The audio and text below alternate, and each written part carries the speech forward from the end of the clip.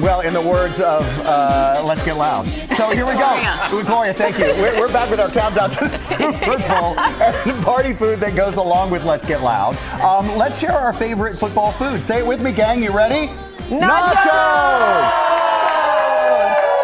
Yeah, and by the way, we're going to make some nachos, but it looks like the control room took all of our chips. Okay, Thanks how a does lot, this guys. happen? Thanks, guys. I'll be back there soon. Well, but this morning we're going to make elevate. nachos. Yeah, we're elevating. We're doing it a little differently with a twist. Food Network chef and City Harvest Food Council Chair Geoffrey Zakarian is here.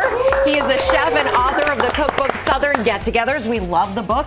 And we have Kelsey Barnard Clark, who's also here to get us game day ready. Kelsey, your son, huge fan of the Chiefs. Yes, your 7-year-old. And is. Geoffrey, I'm wearing my green today as well. Yes, I am too. You're an Eagles fan, so you got a little something I have for green the in my Eagles dish. fans. This smells great.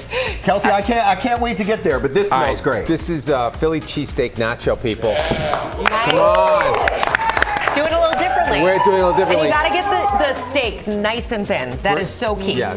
So first thing we're going to do is we have some peppers here. The peppers have to be cooked. There's nothing worse than a raw pepper. Right. So No, they got to be a little soft, right? Yes, and then when I put a generous amount of salt and pepper and vinegar.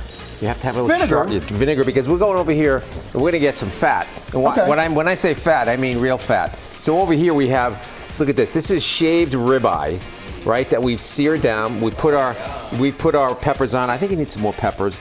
And we've added 2 types of cheese. Oh, there you go. Do it on. 2 types of cheese here. Okay. Cheddar and provolone. Cheddar and provolone. Really flat. And you have to have. The worst thing is a nacho where the cheese doesn't melt. The cheese, Please any melt nacho, the the cheese has to get down. And I like the little crusty part on the edge with the cheese. All right? I like and that then too. I put a little extra cheese on it. But this is my secret here. I know they're eating all the chips. These are, I'm from New York. These are bagel chips. Nice. Come on. What's wrong with that, huh? I think you could use real chips too. You could, but bagel You chips did are really you cool. wanted, but it's nice. It's nice. I like it. I like your style. we are just, look at this. All right. We don't mess around here. And you do that later in the process too, right? So they don't get soggy. Yeah, you don't want them soggy, so you want to make sure the last minute you put them on this. Geoffrey, this is delicious. We're not done yet, Sam. What's up?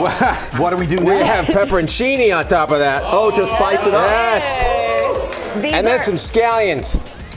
These are very clearly typical nachos. Nacho. Just had to go there. Very good. And Geoffrey, you're also working with City Harvest. I have a lot of dear friends who work with the organization. They do wonderful things in addition to making beautiful food for the community. Talk a little bit about that. Well, City Harvest is the largest rescue agency of food in New York, and we've been around for 35 years. We distributed 100 billion pounds of food last year to 2.5 million hungry New Yorkers. That would have gone to waste. It would have gone to waste, and 55% of it is fresh vegetables, which is shocking. That's amazing. So we actually get all this food, and so from people who give it to us, from the great companies like Costco, Walmart, and everything. They give us their food.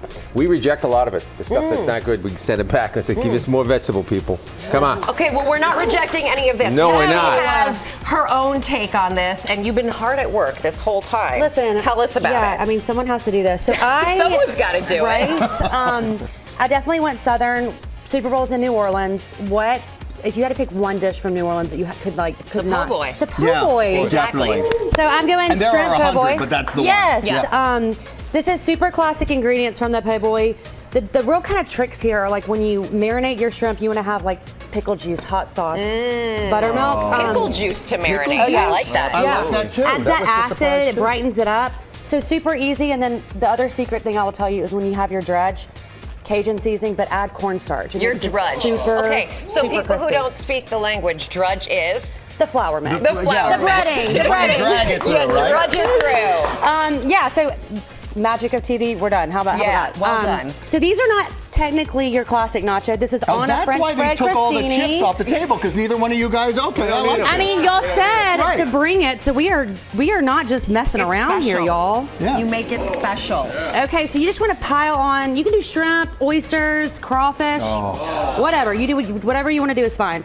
So it's the classic ingredients of a po' boy on the French bread. Lettuce, tomato. Enjoying that, I'm Sam? good. Okay. Sam's eating I've while got you're you cooking. ready already. Thank you so much. While I make the magic happen. And then we've got remoulade, which you can't, there's no cheese on these. No cheese. No cheese. All right. So, well, we've got cheese and no cheese. I mean, yeah, he has all the cheese, both. so I figured I would take it away. You know, one of us has to go a little lighter. So this is definitely a brighter type nacho. But it's gorgeous. Very green, lots of herbs on here. Look at that. Yeah, you're it's on like the a garden. It's like you can tell yourself It's you're like eating a salad. I'm eating my salad. Exactly. And then we're gonna finish it with Cajun and tahini mixed together. And always finish with the lemon. Always. Look at that mess. I love how you've elevated it. Of course, I might just slap some, turkey meat and a little bit of beef on it, but this is the way to go. Come You can get all these recipes at GoodMorningAmerica.com.